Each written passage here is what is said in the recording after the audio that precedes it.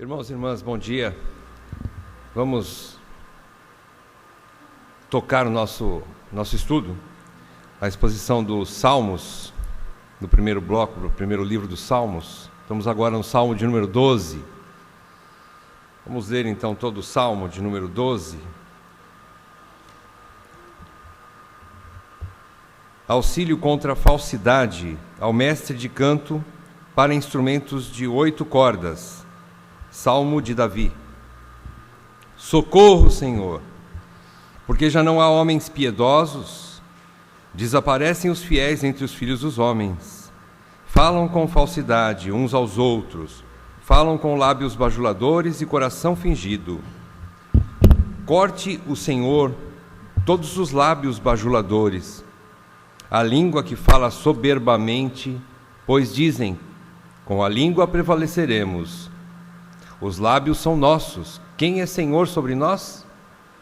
Por causa da opressão dos pobres e do gemido dos necessitados, eu me levantarei agora, diz o Senhor, e porei a salvo a quem por isso suspira. As palavras do Senhor são palavras puras, prata refinada em cadinho de barro, depurada 7 vezes.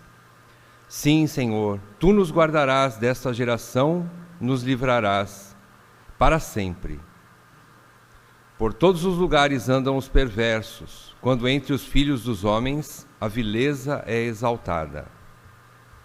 Vamos fazer uma oração? Pai, nós nos alegramos em estarmos aqui na Tua casa, reunidos como igreja, estudando a Tua palavra, adorando o Teu santo nome nesse dia que o Senhor fez, para que as tribos de Israel se congreguem, subam até Jerusalém e adorem o Senhor. Nessa expectativa santa de podermos agradar o Teu coração nesse culto, desde já Te louvamos de todo o coração. E também temos a expectativa de sermos ensinados, ministrados, convencidos pela eficácia da Tua poderosa palavra e o mover do Teu Espírito Santo em nossos corações. É isso que Te pedimos, Senhor, edifica-nos na verdade. E que tudo isso redunde em louvores, glórias ao Teu santo nome. Pedimos tudo isso em nome do Senhor Jesus Cristo, o Senhor da Igreja. Amém. Irmãos, esse salmo de número 12, dando continuidade aos primeiros salmos, aí é um salmo de Davi, aqui não tem dúvida, Davi que escreveu o salmo. No título dele, menciona que foi Davi, é Salmo de Davi. Ele foi escrito para ser cantado com acompanhamento de instrumentos de 8 cordas, que provavelmente era a harpa, né? Davi, esses instrumentos de cordas, semelhantes a violão, violino e o que a gente tem hoje na nossa modernidade, antigamente o mais famoso e o mais conhecido entre o povo de Israel, que possivelmente até mesmo Davi que criou, era alguma coisa semelhante ao que nós chamamos hoje de harpa. E é para ser tocado com esse acompanhamento, que significa que é um salmo para ser tocado com tranquilidade, igual aos outros, né, como a gente já falou, de uma forma branda, com melodia que alcance o coração, que acalme a alma, para que as palavras possam ter efeito na mente daquele que canta, que louva, e daquele que ouve essa melodia com a música. Então esse era o efeito que Davi queria, quando ele coloca nas mãos do diretor de música, ele chama o mestre de canto, ele colocava aquela letra e fala assim, você canta desta maneira. Ele era o músico dos músicos, né, naquela época, ele era o chefe de todos os chefes de canto, de todos os mestres de canto, ele era o mestre dos mestres, Davi. Então ele fala assim, cantem dessa maneira, essa música é para ser cantada assim, assim, assim.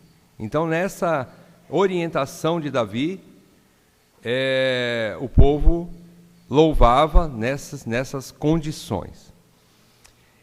Aqui, a ideia do Salmo é a seguinte, conforme Calvino comenta, um pano de fundo do Salmo é o seguinte, deplorando a miserável e desesperadora condição de seu povo e a completa subversão da boa ordem, Davi suplica a Deus que lhe dê imediato alívio. Vejam que ele já começa assim: Senhor, socorro. Socorro, Senhor. Ele já começa assim, né? De uma forma direta, objetiva. Então ele já começa suplicando a Deus que lhe dê imediato socorro.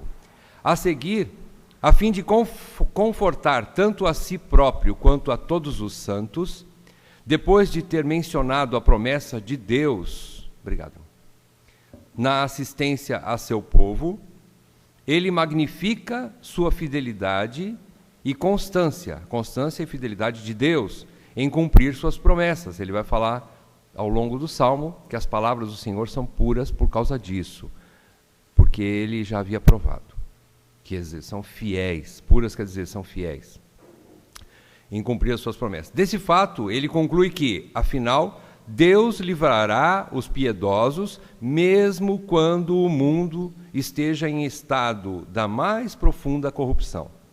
Deus livrará os piedosos. É provável que o salmista estivesse falando aqui do tempo quando Saul o perseguia, porque então todos, do mais elevado ao mais inferior, conspiravam para destruir um homem inocente e aflito. Esta conspiração não tinha somente por base a destruição de Davi pela morte física, mas também de sua reputação, pelo uso de calúnias e palavras venenosas. Calvino comenta que há dois tipos de injustiça, a saber, primeiro, a violência, segundo, a fraude. Ele compara que, por vezes, os inimigos agem como leões, ou seja, atacando de frente, como alguém que quer tirar a vida mesmo da pessoa, e outras vezes como raposas, que sutilmente querem destruir, e às vezes não de uma forma querendo assassinar a pessoa diretamente, digamos assim, né? Mas com sutileza, de maneiras bastante aparentemente pequenas e inofensivas, mas que vão produzir uma certa destruição, e são tão graves quanto aos ataques diretos.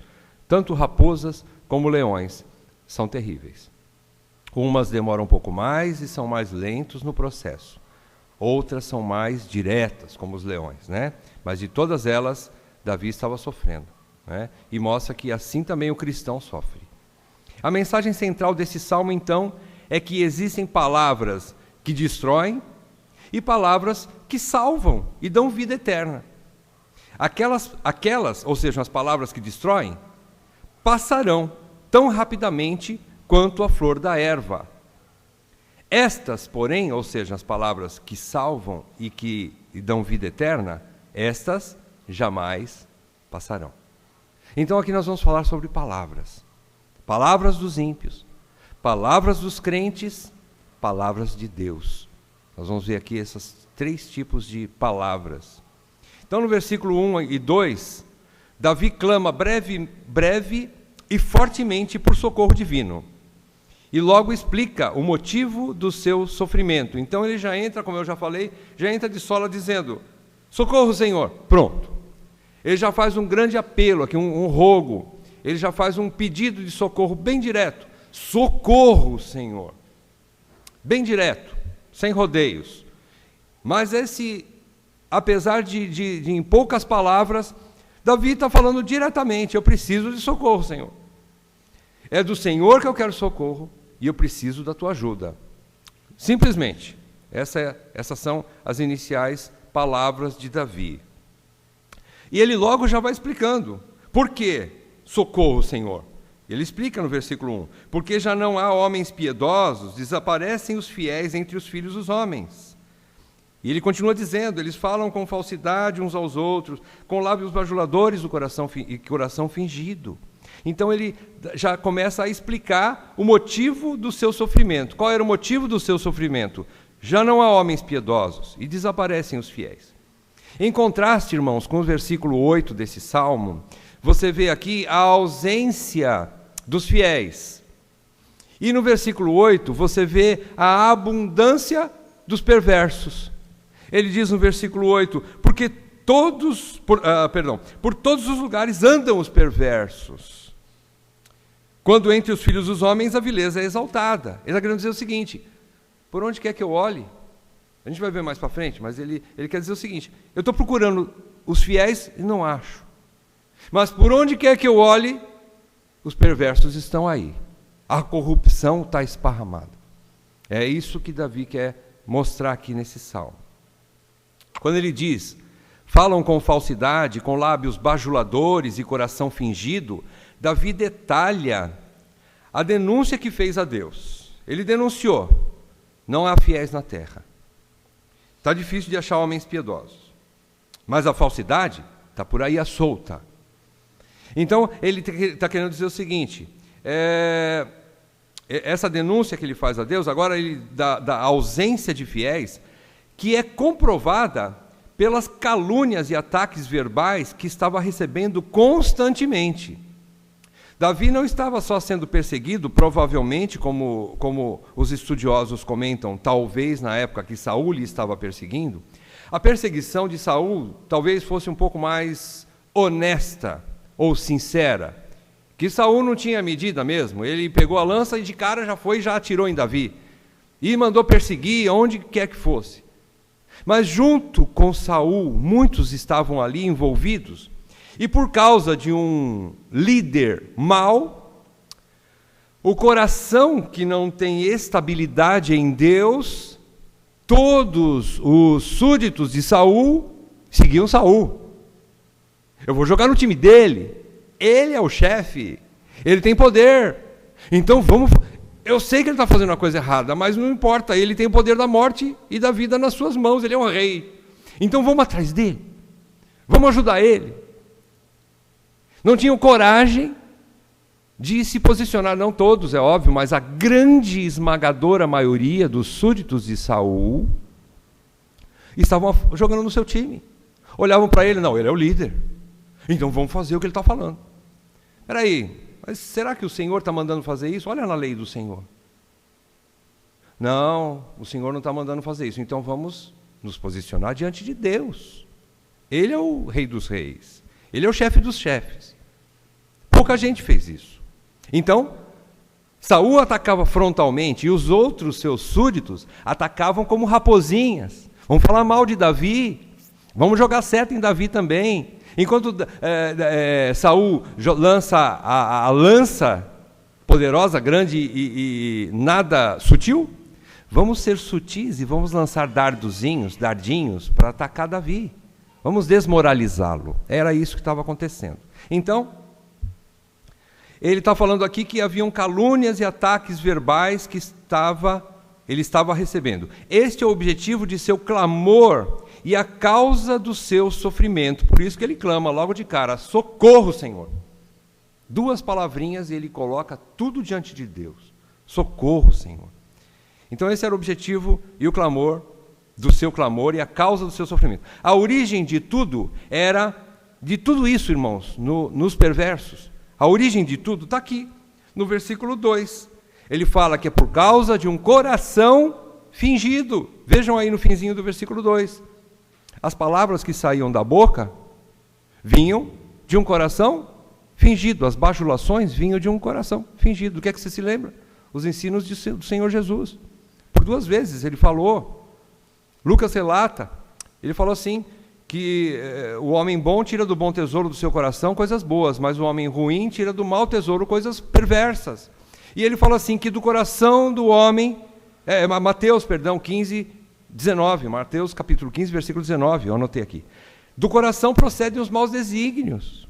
Então Jesus cansou de ensinar. Por outra hora, enquanto os judeus estavam brigando com Jesus, falou: está vendo, os seus discípulos entram para comer e nem lavam as mãos. Eles estão contaminando aqui. Jesus fala: não é o que está por fora que contamina, mas é o que vem de dentro. É o que vem do coração que contamina o homem. Da mesma forma, Jesus de novo ensina pela 2ª vez que é do coração que vem a maldade. Não é do exterior, mas é do interior. Então aqui é do coração que procedem os maus desígnios, prostituição, avareza e tudo mais. E você confere em Mateus capítulo 15, versículo 19, depois você lê em casa. Um comentário de João Calvino é o seguinte: as pessoas traiçoeiras e fraudulentas, prestem bem atenção. As pessoas traiçoeiras e fraudulentas mantêm parte de seu sentimento oculta em seu íntimo e a encobrem com o verniz da hipocrisia. De modo que, à luz de sua linguagem, não conseguimos deduzir coisa alguma definida acerca de suas intenções. Sabe aquela pessoa que fala, mas não fala? Ela fala, mas ela não expressa, e aí você fica pensando, tem que adivinhar o resto da história para poder ver se tem uma conclusão. Então, João Calvino define e conclui essa primeira parte da seguinte forma: a nossa linguagem, ou seja, a linguagem do crente, do cristão, portanto, deve ser sincera. Lembram-se da palavrinha sincera, né? Sem cera, sem maquiagem. Deve ser sincera, a fim de que seja contemplada a integridade do nosso coração. Quando você é honesto em palavras, você põe o coração para fora de verdade. Aí alguém pode fazer alguma coisa a seu favor, ou não. Pelo menos você está definindo a situação. Quando a coisa está meio encoberta, nós não podemos fazer nada. Não existe um diagnóstico para a tua doença, então ninguém pode dar remédio nenhum. Sei isso, seria mais ou menos isso. Avançando, versículos 3 e 4, Davi denuncia a presunção, que é a altitude máxima da perversidade. Olha esses dois versículos agora, versículos 3 e 4. Corte o Senhor todos os lábios bajuladores, a língua que fala soberbamente, pois, dizem, com a língua prevaleceremos. Os lábios são nossos. Quem é Senhor sobre nós? Que arrogância! Então, olha que aqui chegou no topo, no cume da perversidade. Ele junta agora, com a sua petição de socorro, Davi junta uma imprecação. O que é uma imprecação? É um pedido de vingança. Senhor, dá fim nesses homens. Coloca a tua mão, Senhor. Atua, por favor. Irmãos, é um pedido santo, justo e bom, por causa da clareza da perversidade exposta até então. Davi não está fazendo jogo de palavras aqui, nem poesia. Davi está expressando a realidade do seu coração, que ele crê na justiça dos seus sentimentos, na realidade dos seus sentimentos, na sinceridade dos seus sentimentos, à luz de tudo que ele já conhece sobre Deus. Então aqui ele coloca assim, você vê as palavras bem diretas e bem claras. Então ele junta agora uma imprecação, desejando que Deus cortasse as línguas dos fraudulentos, demonstrando intimidade para apelar a Deus e lhe fazer sugestões de ações vingativas. Irmãos, Davi estava mostrando aqui intimidade com Deus. Ele falou assim, Senhor, corta a língua deles. Que coisa, que intimidade Davi tinha com Deus. Ele falou direto, Senhor, eu posso dar uma sugestão? Faz o seguinte, arranca a língua deles fora, Senhor. Arranca. Corta essa língua venenosa. Que intimidade é essa? Né? Isso é maravilhoso, irmãos. Isso nos ensina, irmãos. Isso aqui não é coisa para a gente deixar guardado nas páginas da palavra de Deus, da Bíblia. Isso aqui é para a gente colocar em prática nas nossas vidas e no nosso coração. Como que eu posso agir? Como que eu posso pedir para Deus? Irmãos, isso aqui é maravilhoso. Lógico, não tem nada a ver com os ensinos de Jesus, que ele manda amarmos até os nossos inimigos, é verdade. Aqui, vejam bem, quando você ama o teu inimigo, quando você vê a mínima chance, você quer amar o seu inimigo, você ama, coloca a vida dele diante de Deus. Mas se esse seu inimigo continuar te atacando, de forma vil, de forma violenta, e ele não se remenda, ele não se arrepende, e ele não te deixa em paz, eu vou sugerir para você uma coisa: coloca a vida dele nas mãos do Senhor. Faça como o anjo Gabriel fez, quando ele foi proteger ou tomar para si o corpo de Moisés. Na carta de Judas você vê a situação, quando ele começa a lutar com Satanás ali, e diz que Satanás estava brigando com ele sobre o corpo de Moisés. E naquela hora, mesmo com toda a autoridade de Satanás, apesar de tudo, o arcanjo, ele respeita a autoridade de Satanás, mas ele diz assim: o Senhor te repreenda.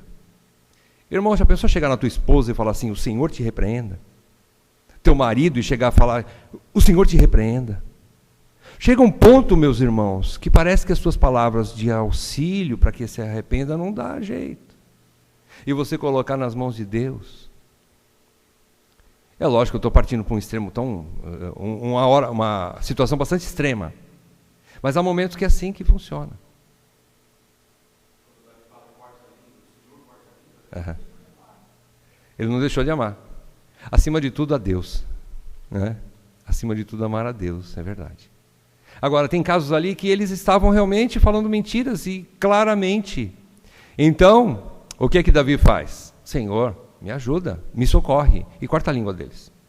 É isso que Davi está falando, meus irmãos. Então, existem situações extremas. Quando você já conversou, você já colocou diante de Deus, você já explicou, a pessoa não se arrepende, a pessoa não se converte, a pessoa não te deixa em paz, e você, como bom cristão, não vai pôr a mão, e você não vai cortar a língua daquela pessoa, não é você que tem que cortar a língua daquela pessoa, deixa para Deus, coloca nas mãos de Deus. E ele diz assim, outra coisa que nós extraímos desse segundo bloco, de 3 a 4, versículos 3 e 4, ele diz, essa palavra bajulação no hebraico, ela deriva-se do termo divisão. Bajulação aqui quer dizer divisão. Então Davi quer dizer que estes bajuladores lisonjeavam de maneira servil de um lado, porém era traiçoeira essa bajulação. Pois a parte de suas intenções que não se conhece, almejam mal. Davi está dizendo assim, bajulação, Senhor, isso é bajulação, eles estão falando palavras até boas a meu respeito, mas eu sei que a intenção deles no coração é má. Eu não conheço. Então, bajulação, no original hebraico, é originária da palavra divisão. O que é? Ele tem dois sentimentos, ele é duplo, de duplo sentido, digamos assim. Né? É um coração dúbio. Ele tem uma intenção que você conhece e uma que você não conhece. Então tome cuidado. Davi está falando assim, tem que tomar cuidado. Eu tenho que tomar cuidado com esses homens. Irmãos, esses homens aqui que Davi se refere, não eram filisteus, não eram sírios ou assírios, não eram egípcios, não eram povos vizinhos que Davi já havia conquistado, mas Davi está falando do seu próprio povo. Davi está falando de pessoas do seu próprio convívio, dentro do palácio, dentro de Jerusalém, dentro de Israel. Tome cuidado com as bajulações, é isso que Davi está falando aqui. Então tem uma parte do coração que a gente não conhece, embora eles falem bem, mas eu sei que a intenção deles é outra. Então, tome cuidado, é o que Davi está falando aqui. É de divisão, é dupla essa intenção do coração deles. Não fique só com o que você está ouvindo por fora. Cuidado, tem mais coisa lá dentro que você não conhece e pode ser veneno.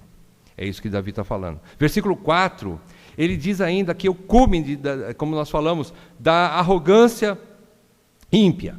Quem é Senhor sobre nós? Eles chegam a dizer, quem é Senhor sobre nós? Quem vai mandar em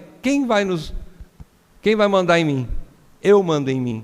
Ninguém é Senhor sobre a minha vida, o ímpio diz aqui, o finzinho do versículo 4. Então é uma declaração inescrupulosa, arrogante e vangloriosa dos inimigos de Davi, que procedendo assim, declaram francamente guerra contra Deus. Eles estão dizendo assim, Deus não manda em mim, eu sou o meu Senhor. Coração altivo, nariz empinado, é o que eles estão querendo dizer aqui. Ele fecha assim de uma maneira, eles fecham esse comentário de uma maneira bastante soberba, bastante agressiva até, frontalmente contra o senhorio de Deus. Ele está mostrando aqui, ninguém é Senhor sobre nós. Com a língua eu faço o que eu quiser, vocês viram no versículo 4, né? Com a língua prevaleceremos. Eu vou matar os outros com a língua. Aqui eles não estão, é como a gente falou, né? Enquanto alguns eram como leões, outros são como raposinhas, né? É com a língua que eles atacam. Uns atacam de frente, já vai te agredir fisicamente. Às vezes até mais sincero assim. mas outros com a língua por trás, como raposinhas, tentando denegrir a imagem de Davi.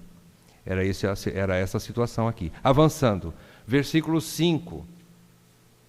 Davi agora põe diante dos seus olhos, como causa de consolação, o fato de que Deus não permitirá que o perverso cause devastação sem fim e sem medida. Essa ação divina se manifesta no tempo presente. Vocês vejam a palavrinha aí, agora. E olha só que coisa bonita. Nesse versículo 5, diz assim: por causa da opressão dos pobres e do gemido dos necessitados, eu me levantarei agora. E quem diz isso? O Senhor. E porei a salvo a quem por isso suspira. Irmãos, mais uma vez aqui a gente vê a intimidade do salmista Davi. Que intimidade era essa? Agora ele se coloca como representante de Deus, como boca de Deus, como profeta. Ele fala assim: assim diz o Senhor, eu vou me levantar agora para ajudar aqueles que estão necessitados.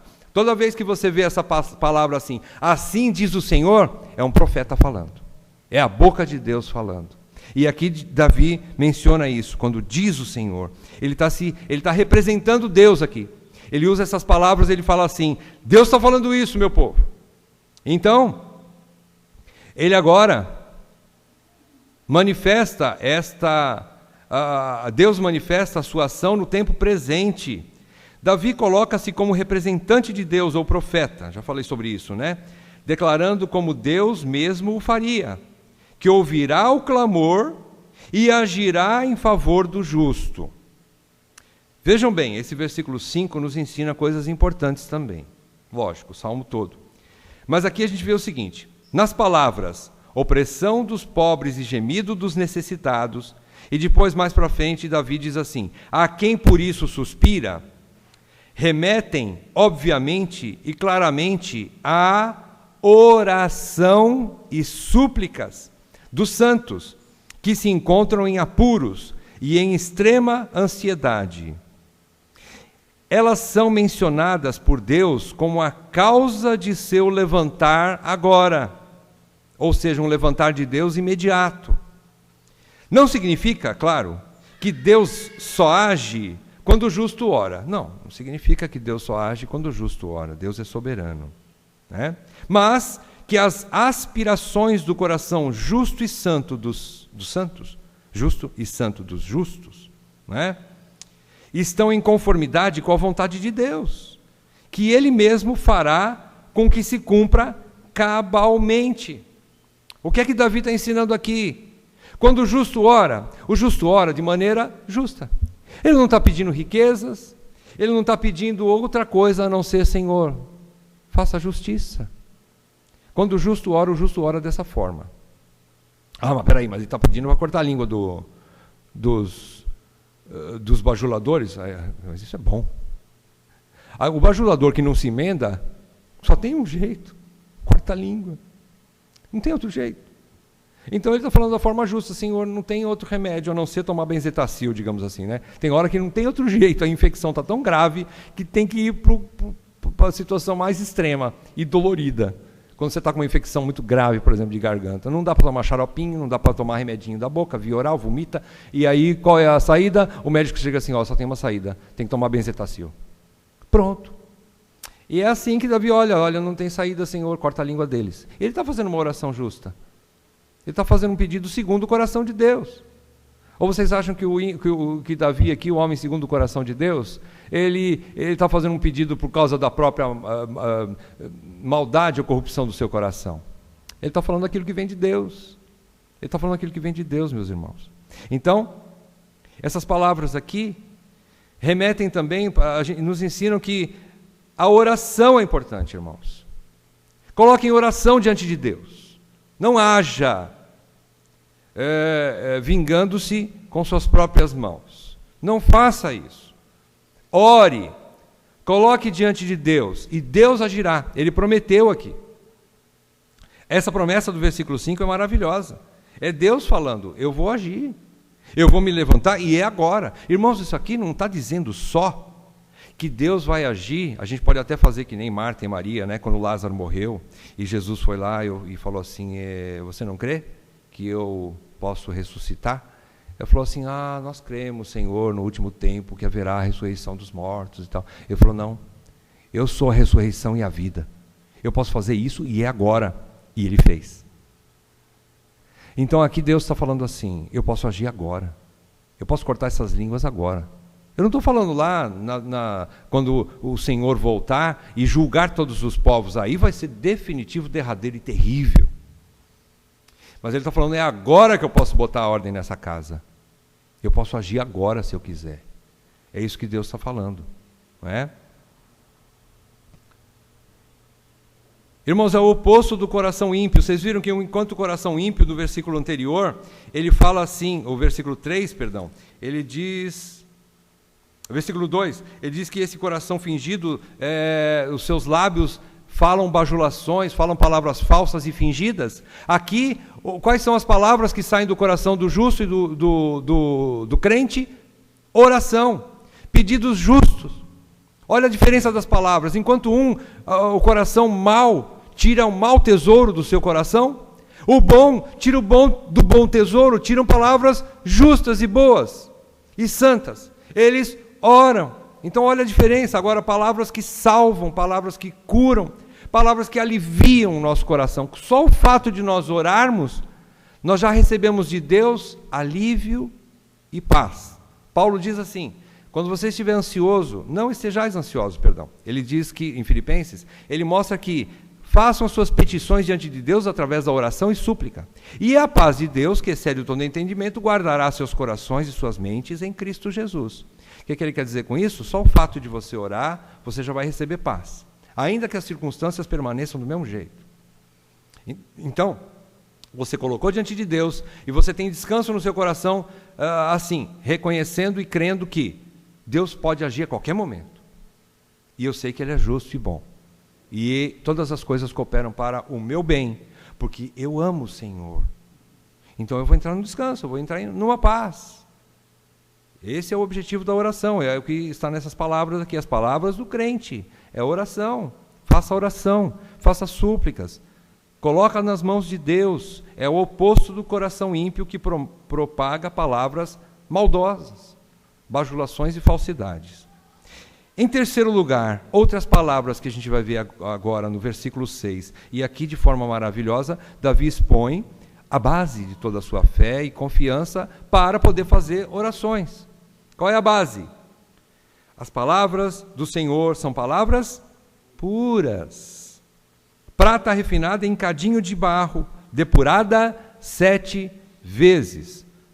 Aqui, as palavras do Senhor são puras, refinadas e depuradas como prata. Davi quer dizer o seguinte, Davi declara agora que Deus é fiel, infalível e irredutível em suas promessas. Todas as promessas que Deus fez, Ele não falhará. É uma declaração que serve mais uma vez como tônico revigorante para a alma atribulada. Ele mesmo já as havia provado e aprovado. Davi já era um homem, quando ele fala aqui que já foi, é como se ele tivesse, eu já provei as palavras do Senhor. Eu provei no cadinho, quando ele diz aqui, apurada como prata 7 vezes, depurada 7 vezes, ele está querendo dizer assim, eu já experimentei várias vezes. Deus nunca me decepcionou. As suas promessas são fiéis. Ele nunca desamparou o justo. Davi escreve várias vezes nos Salmos, né? Ele fala várias vezes e demonstra que ele crê na fidelidade de Deus. E por causa dessas palavras que são fiéis, as palavras aqui agora de Deus, são plenamente fiéis, são puras, são confiáveis, ele tem descanso no seu coração, então ele pede para Deus.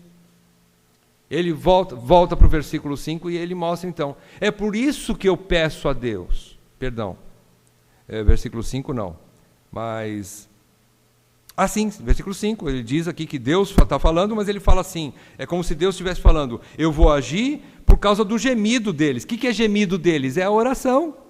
O que é o suspiro? Esses justos suspiram por isso. Por isso o quê? Pela justiça. Esse suspiro, esse gemido, está falando de oração. E essa oração eles fazem porque eles confiam em Deus. Por que eles confiam em Deus? Porque eles já provaram que Deus é bom e fiel. É o que está no versículo 6. Eu já provei, Davi diz, 7 vezes. Ele nunca falhou comigo. Então eu confio nele. Olha que coisa linda. O justo é assaltado, irmãos. Nós temos que ter isso na nossa consciência também, na nossa memória. Pense bem. O justo é assaltado, vez por outra, por dúvidas sobre a fidelidade das promessas de Deus. Irmãos, nós somos carne ainda. Por vezes, ainda nós passamos por assaltos na nossa mente, na nossa memória, e a gente fica assim, pensa assim, Senhor, será que desta vez o Senhor vai? O Senhor me ajudou todas as vezes que eu precisei. Mas eu não sei, Senhor, agora eu estou aqui na dúvida. Irmãos, isso acontece, irmãos. Isso acontece. Como é que a gente combate isso, então? É o que Davi está propondo aqui no versículo 6. Como que a gente combate essas dúvidas, né? Sobre a fidelidade das promessas de Deus? Então, quando sua assistência é retardada, é então que empunha contra ela esta afirmação como uma arma. Qual é a afirmação? As palavras do Senhor são puras. Ou seja, o Senhor é fiel. As suas palavras são fiéis. As suas promessas. Então, é isso que ele conversa com a própria alma dele. Não, peraí, eu estou na dúvida. Eu estou com medo, eu estou ansioso. Mas, Senhor, o Senhor é fiel. As suas palavras são puras e eu acredito naquilo que o Senhor prometeu. Senhor, o Senhor prometeu que vai ajudar o justo. Então, eu vou entrar no descanso. É uma conversa com a alma. Por que estás abatido, ó minha alma? Por que te perturbas dentro de mim? Espera em Deus, pois ainda o louvarei. É o que Davi está conversando com a própria alma aqui, né? Versículo 7 e 8, como Davi fecha o salmo? Ele fecha da seguinte maneira: ele está animado de santa confiança nas promessas de Deus, de guardar e livrar os santos para sempre. Olha só as palavras do versículo 7. Sim, Senhor, tu nos guardarás, desta geração nos livrarás para sempre. Então Davi está fechando o salmo dizendo o seguinte, que ele está animado aqui. Ele faz uma oração, sim, Senhor, o Senhor vai nos guardar. Nós já colocamos eu já coloquei diante do Senhor a minha petição, a minha súplica, e eu sei que o Senhor vai agir. O Senhor vai nos guardar. Esse tempo aqui do verbo guardarás e livrarás, no versículo 7, ele está mostrando um presente contínuo, digamos assim, né? Apesar de que no português você vê como algo futuro. Mas, na verdade, ele está dizendo o seguinte, vejam bem, o contexto aqui, ele está dizendo o seguinte, desta geração nos livrarás, e para sempre. Quando ele fala desta geração, ele está falando agora. Desta geração nos livrarás. Aqui, a colocação de Davi é o seguinte, quando ele fala desta geração, denota tanto uma multidão de pessoas, geração, ele está querendo dizer tanto uma quantidade grande de pessoas, ele está falando que os ímpios se esparramaram na terra toda. Por onde ele olha tem ímpio. Justo o que ele quer não tem. Mas só corrupção, só impiedade, só falsidade. Então, ele fala assim, desta geração nos livrarás, que é multidão de pessoas ímpias, mas também ele está dizendo sobre a época, ou um espaço de tempo. Geração também quer dizer isso, quer dizer, vai passar. Vai passar. Que Deus promete guardar e livrar os justos de forma constante e definitiva. Davi está dizendo o seguinte, Senhor, o Senhor vai nos guardar. Se eu estou aqui vivo ainda, o Senhor já está me guardando. Ainda que eles estão lá roubando o que eu tenho, que eles estão me defraudando, que eles estão tirando aquilo que pertence legalmente a mim, ao meu povo, ainda que a impiedade está correndo solto aí no governo secular, Ainda que as coisas você olhe e só vê corrupção, só vê sujeira, só vê malandragem, só vê gente passando a mão, o pobre cada vez mais pobre, os ímpios ricos, os ricos cada vez mais ricos, e em toda essa impiedade você fala assim, eu só estou vendo sujeira, Senhor, mas o Senhor está me livrando. Eu sei que, mesmo na justiça, eu estou vendo ainda que a injustiça corre solto, mas o Senhor me preserva. Eu creio que na minha condição de santo, na minha mente tão pequena, eu poderia ter mais do que eu tenho, se fosse aplicar a minha justiça. Mas na tua justiça, só o fato de eu estar vivo já é mais do que justiça, chama-se misericórdia. Porque se eu estou na qualidade de justo, foi porque o Senhor me justificou, porque eu poderia ser tão ou mais corrupto do que eles. Então, nessa situação, Davi agora fecha, o Senhor está me guardando, porque o Senhor me salvou. O Senhor me tirou desse lamaçal dos ímpios. O Senhor me tirou das trevas, da pecaminosidade de um mundo tenebroso, destinado à perdição no inferno para sempre. O Senhor me tirou de lá. O Senhor já está me guardando, o Senhor já me guardou, o Senhor já me preserva assim. O primeiro ponto é esse. E ainda o Senhor vai me livrar dessa geração. Ou seja, eles vão ter ação e eu vou sofrer com a ação maldosa deles. Mas isso tem limites, o Senhor vai pôr limites nisso. Irmãos, se Deus não agisse na sua providência no mundo, o caos já teria tomado conta de maneiras tão extremadas que os justos mesmos se corromperiam. Ou eles iam falar assim, para que servir o Senhor? Então, vez por outras, preste atenção na história, você vai ver ações de Deus. Às vezes agindo, matando pessoas, às vezes agindo, destruindo uma nação, ou fazendo com que ímpios em sua potência, na sociedade, eles caiam. E aí você vai vendo, de vez por outra, Deus colocando rédea na coisa aqui. Deus está no controle. Ele permite às vezes algo tão extremo, mas de vez em quando ele age e a gente percebe que ele limita o caos. Ele limita a situação para que não entre num caos total. Então ele está no controle. E isso significa para o justo, o Senhor já está me guardando. O Senhor já está me preservando, já está me livrando. De certa forma está. Então é isso que Davi termina aqui. A palavra geração quer dizer isso. Né? E ele vai livrar. Depois, quando Davi fala para sempre, aí sim, vai haver um tempo em que vai ser para sempre. Vai ser definitivo.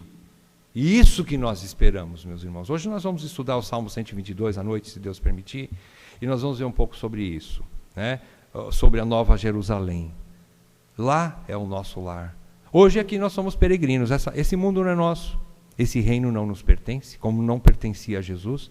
Ele deixou bem claro que ele falou para Pilatos, se eu clamasse aqui, viriam multidões, legiões de anjos para me socorrer.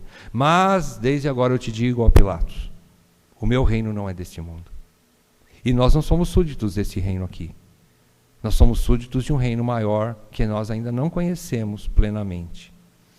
Então, continuando, mesmo que de forma oposta, os piedosos ou fiéis sejam em menor número entre os filhos dos homens, você viu no versículo 1 desse Salmo 12, você vê que ele diz que os piedosos desapareceram. Os fiéis, cadê os fiéis? Não tem.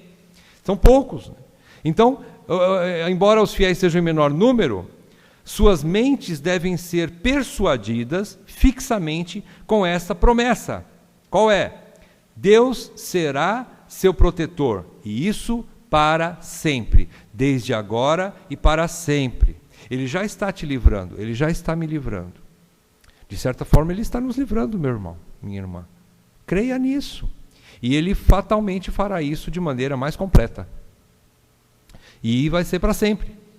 Então é isso que Davi quer dizer aqui. No versículo 8, ele vai dizer o seguinte: por todos os lugares andam os perversos. O que Davi quer dizer com isso? Ele quer dizer, mais ou menos é como se Davi quisesse dizer o seguinte: para onde quer que eu volva os olhos, vejo suas tropas por toda parte. Tropa de quem? Dos ímpios. Eu vejo a impiedade, a corrupção por toda parte. Você olha no governo local, está corrompido. Você olha dentro de uma empresa, às vezes está corrompido. Você olha dentro de algum lugar na sociedade. Irmãos, nós não podemos depositar e achar, como muitos crentes, infelizmente, têm essa visão: nós vamos consertar o mundo. Irmãos, o crente não foi chamado para consertar o mundo, ele foi chamado para pregar o evangelho e para tirar as pessoas desse mundo. Nós somos chamados para tirar as pessoas desse mundo, meus irmãos. Nós somos como bombeiros, salva-vidas. Nós não somos os salva-vidas, mas nós somos representantes dele. E a gente precisa ter essa convicção: nós estamos aqui para tirar a pessoa desse mundo, desse mar de perdição e de morte eterna que eles estão mergulhados. De que forma? Pregando o evangelho, dando bom testemunho. Então, ele diz que por onde ele quer que olhe, Davi diz: eu não vejo outras pessoas a não ser corrupção. Ele diz: por todos os lugares andam os perversos, quando entre os filhos dos homens a vileza é exaltada ou multiplicada. Digamos assim, a vileza é esparramada de uma maneira assim, contagiou todo mundo praticamente. Parece que contagiou todo mundo, não é? Então, as palavras de Davi denotam a contaminação de toda a sociedade mundana pela corrupção e vileza dos homens ímpios que, sem a intervenção e proteção divina sobre os santos, o caos se estabeleceria definitivamente. E Jesus ensina isso. Jesus ensina: se os tempos não fossem abreviados, até os eleitos se perderiam. Então, o Senhor está no controle das coisas. Ele não vai perder os seus eleitos. Ele sabe até onde nós podemos suportar.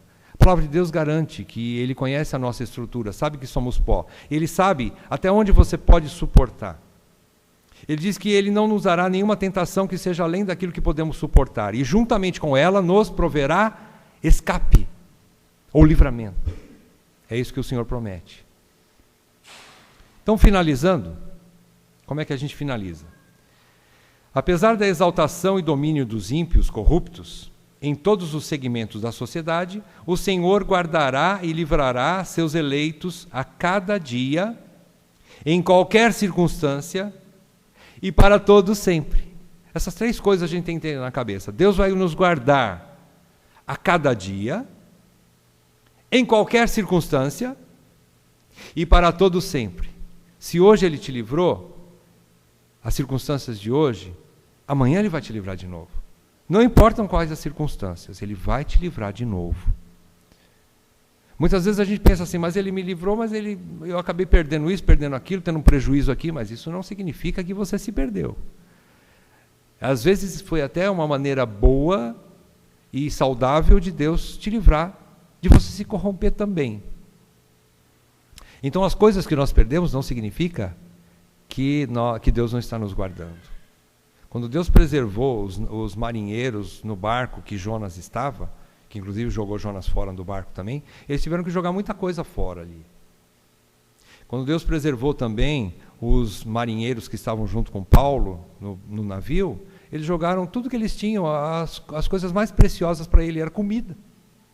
Eles iam ficar vários dias no mar, mas com aquela tempestade terrível, eles foram obrigados a jogar fora a sua própria comida. Eles jogaram trigo fora.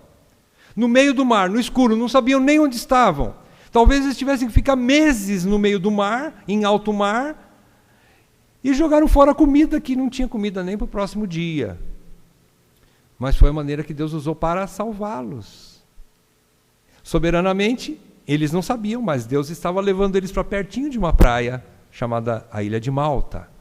E ali o navio encalhou, quebrou no meio, todo mundo caiu no mar e de repente estava todo mundo chegando na praia, apoiado em tábuas, né, em restos do navio, mas eles tinham jogado a própria sobrevivência deles no mar, o trigo, a comida, jogaram fora. Então essas coisas que se perdem muitas vezes são para a nossa própria salvação, para nosso próprio resgate. Isso é importante. As vidas são mais importantes do que a comida e do que o que nós vestimos, né? Jesus ensina isso.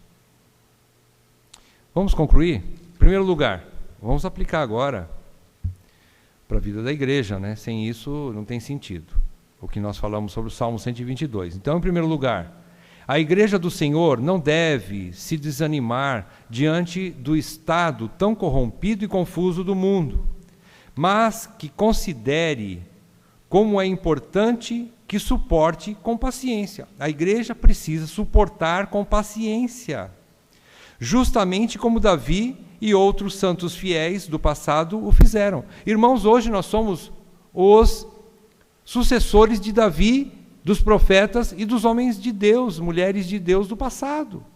Tudo aquilo que você lê no capítulo 11 de Hebreus, aquele bastão daquelas pessoas foi passado para nós hoje. Hoje é você que está naquela situação. Sou eu. A igreja do Senhor hoje é o representante do Israel de Deus daquela época, que perseveravam, embora poucos, né, porque os fiéis eram poucos, mas eram esses que perseveraram. Hoje é assim, a igreja de Deus deve permanecer fiel, deve permanecer ali lutando, com paciência. Não desanime, é isso que o Salmo aqui nos ensina, para ter paciência, devem suportar isso tudo, toda essa corrupção, esse sofrimento, essa injustiça, te dá nojo, te dá vontade de vomitar, eu também.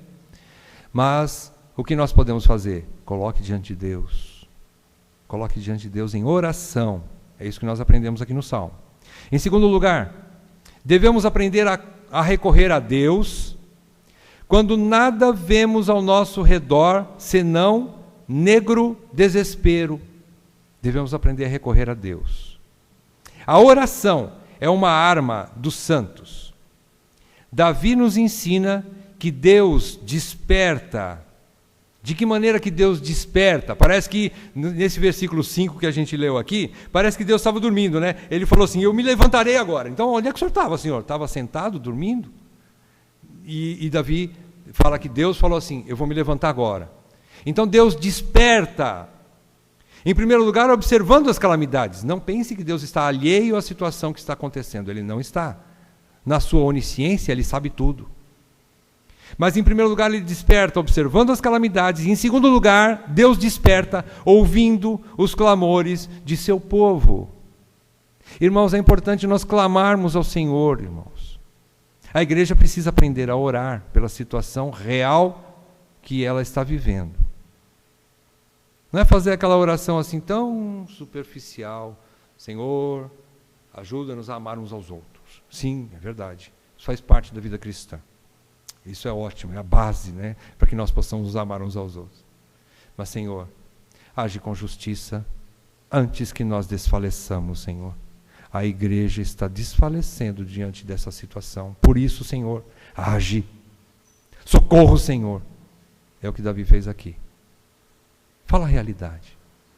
Senhor, nós estamos à beira de uma apostasia. Mas o Senhor prometeu que não vai deixar a gente se perder. Então, nos ajude, Senhor. Nos dá graça de sermos fiéis a Ti até o fim. Então, clamando pelos clamores do seu povo, Deus se levanta. Terceiro lugar, a consciência dominada pela convicção da fidelidade de Deus nos gera paciência e impede-nos de ficarmos enfermos no tempo de nossa peregrinação por este mundo perverso. Deus prometeu tomar nossa causa em suas próprias mãos e por todo sempre. E isso deve fazer parte da nossa memória constantemente, na nossa consciência. Está aqui, ó, as palavras do Senhor são puras. O Senhor prometeu, eu creio nas palavras dele, Ele prometeu que não nos desamparará até a consumação dos séculos. Ele estará conosco até o fim. O Senhor vai cuidar do justo. Eu creio nisso, Senhor.